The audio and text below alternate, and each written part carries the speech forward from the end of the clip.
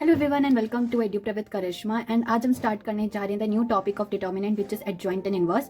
And इस topic को start करने से पहले मैं आपको बोलना चाहती हूँ कि अगर आपने अभी तक प्रीवियस वीडियो ऑफ को फैक्टर्स एंड माइनस नहीं देखी है तो आप उनको पहले देख कर आओ एंड फिर उसके बाद इस वीडियो में आना, क्योंकि वो सारी चीजें ना इस वाले टॉपिक से बहुत ज्यादा कनेक्टेड हैं। तो चलिए इस वीडियो को स्टार्ट करते हैं। तो यहाँ पर मैंने आपके लिए सबसे पहले एडजॉइंट की हम बात करने वाले हैं। यहाँ पर मैंने एडजॉइंट की डेफिनेशन लिख दी है, उसको पढ़ते हैं। The adjoint of a square matrix A is equals to Ij is defined as the transpose of matrix where Aij is the cofactor of element Aij। अब यहाँ पर अगर मैं इसको आपको समझाऊं तो इसका मतलब ये है, देखिए अभी ये तो सिर्फ एक डेफिनेशन थी, ठीक है, इसको तो मैंने पढ़ लिया। अब इसका एक्चुअल में मतलब समझते हैं। तो ये डेफिनेशन आपको ये बोल रही है कि मान लीजिए कि आपके पास ना 2x2 ऑर्डर का एक डिटर्मिनेंट है, ठीक है, जो कि है A11, A12, A21 and A22, ठीक है, 2x2 मैट्रिक्स का। अब आपको बोला जा रहा है कि आप इसका कोफैक्टर निकालो। कोफैक्टर को हम ए, कैपिटल ए से डिनोट करते हैं, ठीक है, और ये वाला जो ए लिखा है ये इस डिटर्मिनेंट का नाम है। ओके, तो यहाँ पर अगर मुझे बोला जाए कि मुझे कोफैक्टर बताओ A11, A12, A21 and A22, तो मैंने आपको इसमें क्या बताया था कि आपको सिंपली क्या करना है, इन दोनों को एक्सचेंज कर देना है। यानी कि A11 की जगह लास्ट वाला आ जाएगा, फिर उसके बाद A21 आएगा, फिर A12 आएगा, देन A11 आ जाएगा, ठीक है। अब उसके बाद मैंने आपको बोला था कि यहाँ पर जो आपका एलिमेंट्स की पोजीशन है उसके हिसाब से आपको उनके Ij को प्लस करना है।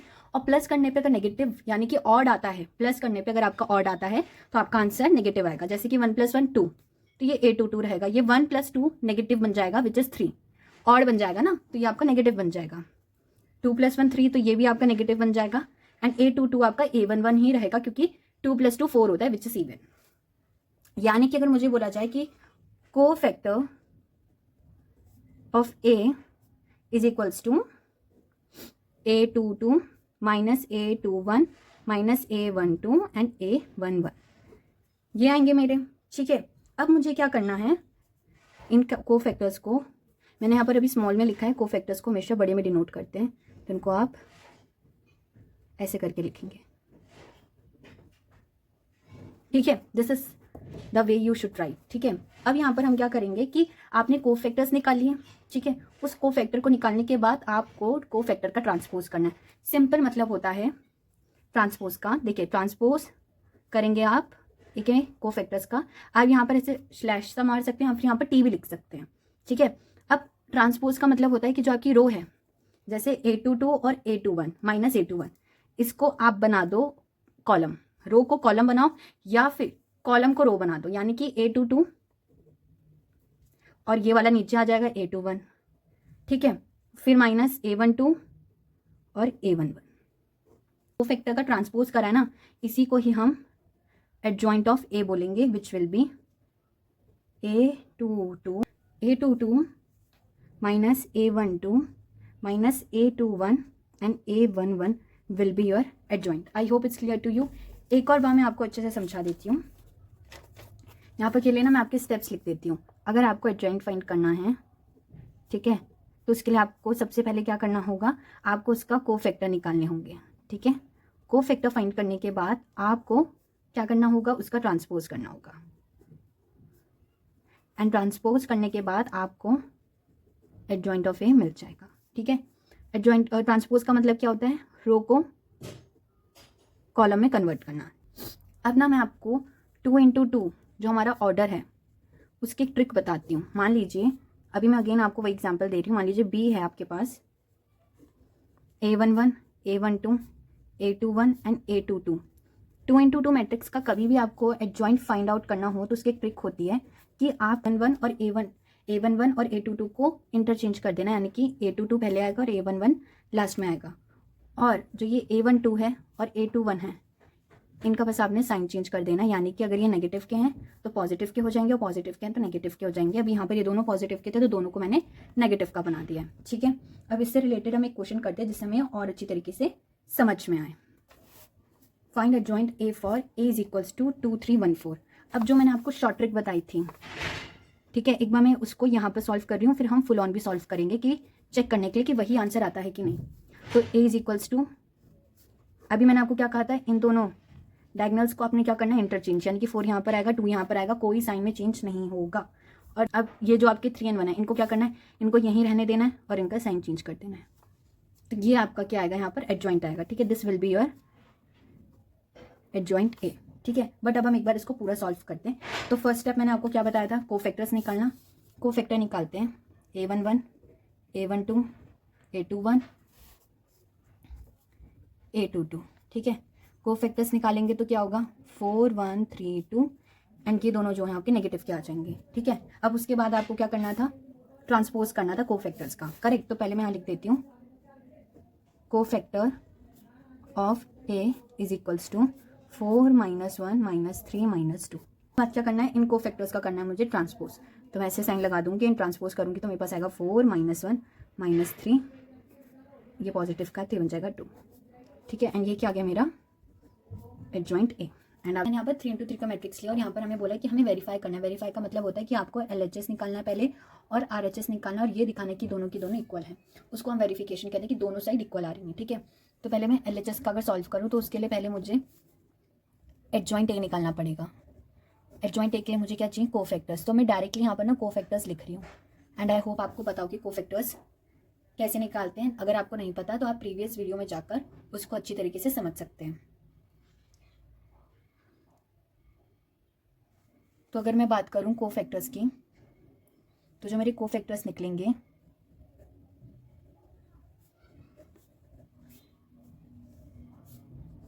वो मेरे निकलेंगे 7 -1 -1 -3 1 0 -3 0 1, ठीक है। ये तो हमारा फर्स्ट स्टेप था। सेकंड स्टेप क्या बताया था मैंने आपको, ट्रांसपोज करना, कि कोफैक्टर्स को आप ट्रांसपोज करोगे, है ना। तो कोफैक्टर ऑफ ए ट्रांसपोज करूंगी तो ये क्या बन जाएगा, अब ये वाली रो मेरी क्या बनेगी, कॉलम। तो 7 -1 -1 -3 1 0 -3 0 1, ये मेरा ट्रांसपोज करके आ गया, यानी कि ये मेरा क्या है, एडजॉइंट ऑफ ए, ठीक है। इसके साथ ए का मल्टीप्लिकेशन हो रहा है, ठीक है, ए इंटू एडजॉइंट ऑफ ए, यानी कि जो मेरा ए मैट्रिक्स है विच इज 1 1 3 3 4 3 3 3 4। अब ये किससे इंटू हो रहा है, ये मेरा इंटू हो रहा है 7 -1 -1 -3 1 0 -3 0 1, ठीक है। अब इसका क्या मेरा वो है ऑर्डर 3 into 3, ये भी 3 into 3 का है। इन दोनों को देखते हैं पहले वेरिफिकेशन के लिए। तो ये दोनों वेरीफाइड हो गए एंड इसके बाद ऑर्डर हमारा 3 into 3 का ही बनेगा। तो A into adjoint of A is equals to, यहाँ पे मैं इनको ऐसे करके लिख देती हूँ, 3 into 3 का यहाँ बनेगा, ठीक है। अब इसे सॉल्व करते हैं। अब पहले मेरा रो जो है इस वाली कॉलम से होगी, फिर ये वाली रो इससे होगी, फिर ये वाली रो इससे होगी। तो यहाँ पर 1 2 3, फिर ऐसी इस वाली रो का इन तीनों के साथ होगा, इन तीनों के साथ, फिर इस वाली रो का इन तीनों के साथ होगा, ठीक है। तो इसको मैं कुछ इस तरीके से लिखूंगी, 1 into 7 + 3 into -1 + 3 into -1, फिर 1 into -3 + 3 into 1 + 3 into 0, फिर नेक्स्ट होगा मेरा 1 into -3 + 3 into 0 + 3 into 1। फिर यहाँ पर करते हैं, यहाँ पर होगा मेरा 1 into 7 + 4 into -1 + 3 into -1। फिर नेक्स्ट पे आते हैं, नेक्स्ट होगा मेरा 1 into -3 + 4 into -1 + 3 into 0। फिर नेक्स्ट पे आते हैं 1 into -3 + 4 into 0 + 3 into 1। फिर नेक्स्ट पे आते हैं 1 into 7 + 3 into -1 + 4 into -1, फिर 1 into -3 + 3 into 1 + 4 into 0।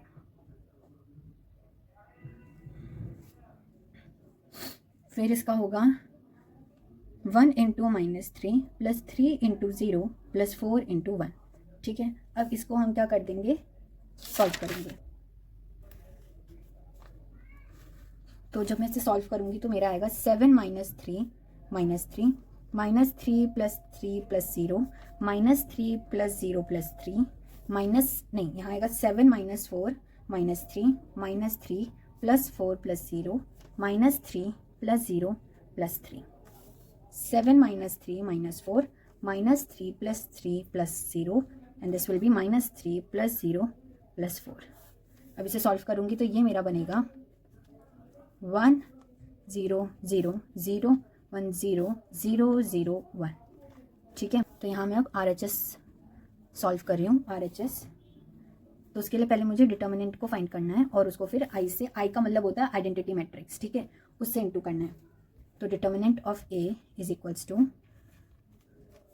1 1 1 3 4 3 3 3 4. अब मैं ना रो 1 को ही यहाँ पर यूज़ कर रही हूँ, उसका निकालना ईजी होता है. तो ये क्या होगा, मेरा 1 बाहर आ जाएगा. ये A1 2 है तो माइनस का होगा तो ये 3 बन जाएगा.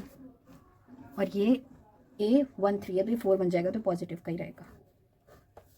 अगर आपको डिटर्मिनेंट लेना आता है तो वेल एंड गुड, अगर नहीं आता तो उसकी भी मैंने एक सेपरेट वीडियो बनाई है, वहाँ पर जाकर देख सकते हैं.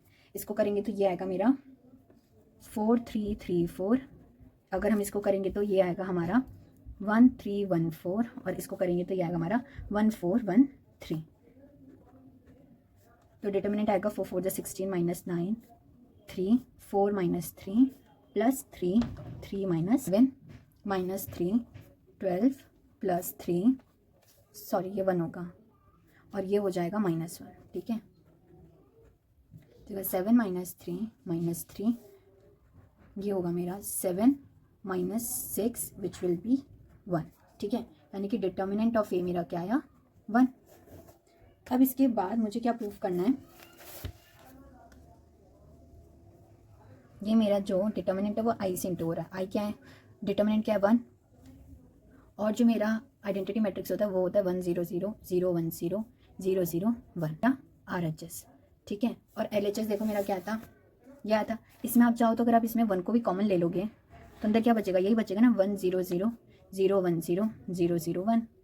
ठीक है, यानी कि दोनों के दोनों सेम आ रहे, तो आप लिख सकते हो thus A into adjoint A is equals to determinant of A into I and this will be your answer. I hope आपको ये वाला टॉपिक अच्छे से क्लियर हो गया होगा. चलिए हम इन्वर्स टॉपिक स्टार्ट करते हैं. और इन्वर्स टॉपिक स्टार्ट करने से पहले आपको एक चीज़ बतानी चाहिए कि हम जब बात एडजॉइंट की करते हैं ना, तो एडजॉइंट में अगर मैं A को पहले इंटू करूँ या A को बाद में इंटू करूँ, A मतलब मैट्रिक्स. ठीक है, तो ये दोनों हमेशा इक्वल आते हैं और ये दोनों किसके इक्वल होते हैं, determinant of A into I के. ठीक है, ये बात हमेशा याद रखना. तो इस चीज़ को, सेम चीज़ को मैं यहाँ लिख रही हूँ और यहाँ से मैं आपको बताऊँगी कि हमारा इन्वर्स का फॉर्मूला कैसे डिराइव हुआ है.